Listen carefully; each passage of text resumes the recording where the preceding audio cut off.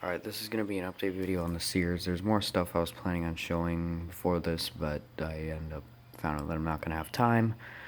So I'm just going to show the Sears in this video.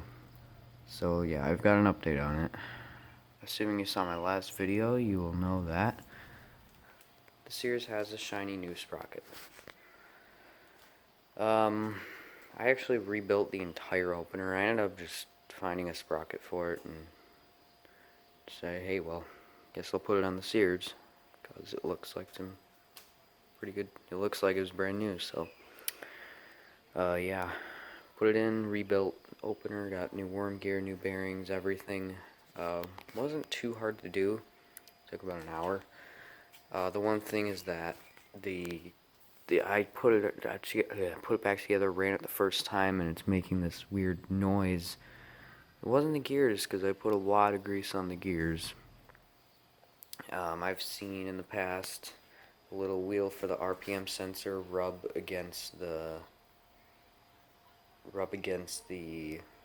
sensor itself, and I've also seen never mind. And I took that off, ran it, still did it, and I did a little investigating, and apparently the set screws on the collar were hitting the RPM sensor. I modified the board for it a little bit, and it helped, but it's still not 100%, so if you hear a little, like, this tiny little clicking noises, that's what it is. But other than that, this thing is actually much quieter with the new sprocket. The old one's over here. I am going to hang on to the old one for, like, if someone needs a sprocket, like, right now. That's the one I'd use. Yeah, here's the old sprocket. It's not really, like, bad or anything. It's just made those popping noises. It's the old gear. Old worm gear, old bearings and stuff. This is the collar.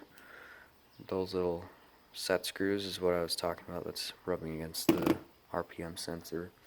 There's the 7220. I was going to take the case off, but again, I didn't have time. And there's the Genie. So, let me see here. Yeah, we'll just go ahead and run the Sears on the new sprocket. I'll just the other side here. Okay. Using the Sears 4-wire. Here we go.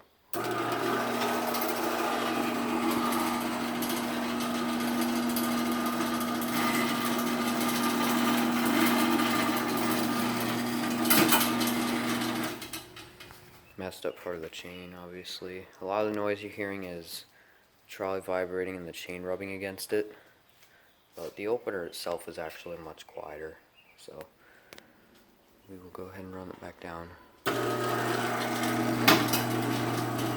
That was the messed up part of the chain.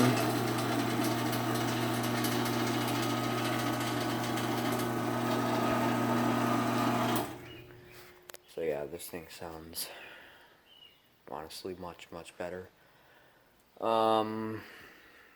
This thing still does work with the Security 2.0, which even if you put it in lock mode, it'll still do it. So yeah, we can run that again using my pink clicker.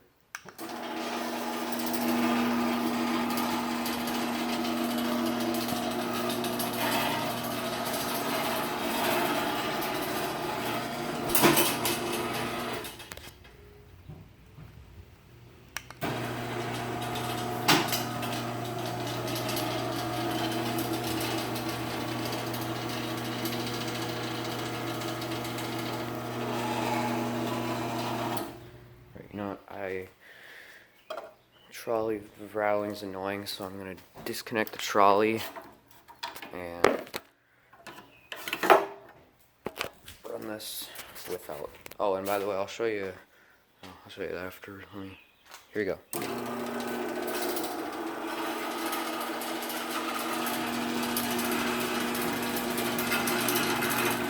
Trolley still vibrates quite a bit.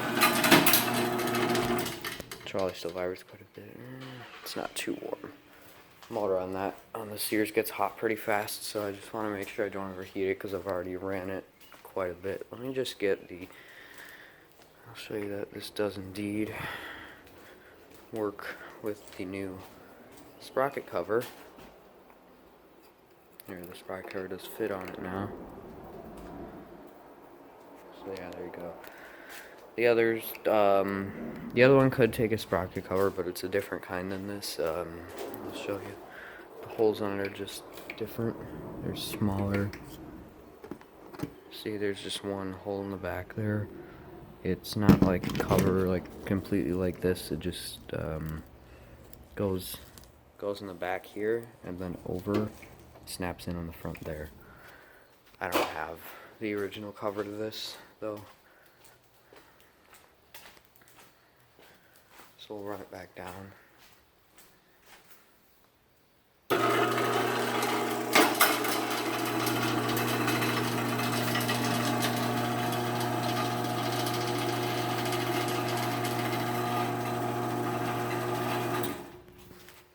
Alright, rehook this.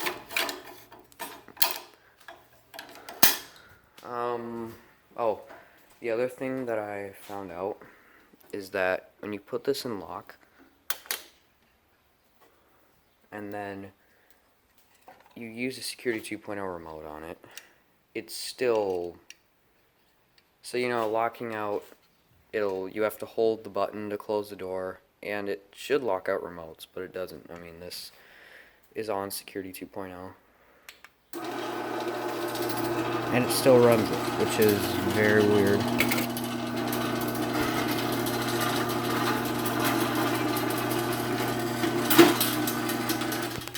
And I've tried like several other remotes on this thing to see if they'll just randomly work. Like that won't. This is a 318, so I can't really say that I'm too surprised by that. I've tried, let's see here, 974. Doesn't work. I mean, I don't know why I thought this would work, but it doesn't. GT90-4 doesn't work, so yeah, I don't know. It's definitely very odd. I can show you something new that I got actually. I got a winding end for spring cone.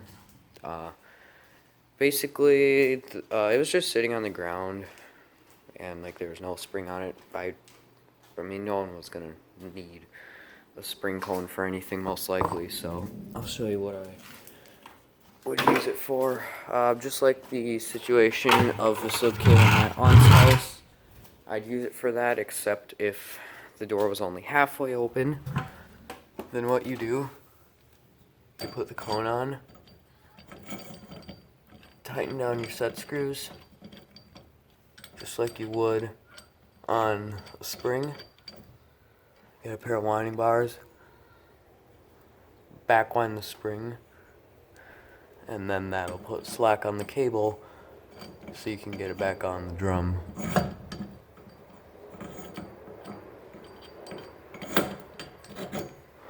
So yeah, that's pretty cool. I still need to get a pair of winding bars, but then once I do, I'll be set for throwing cables.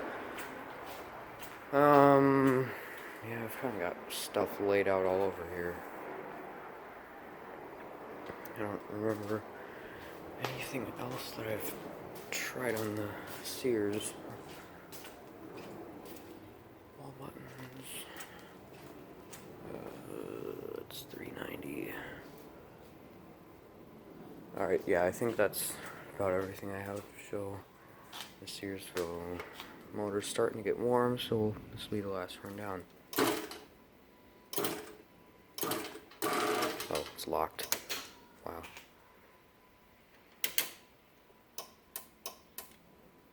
What?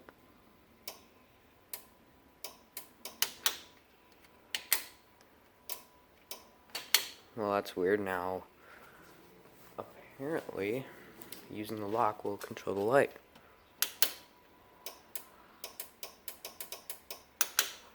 Huh. Okay.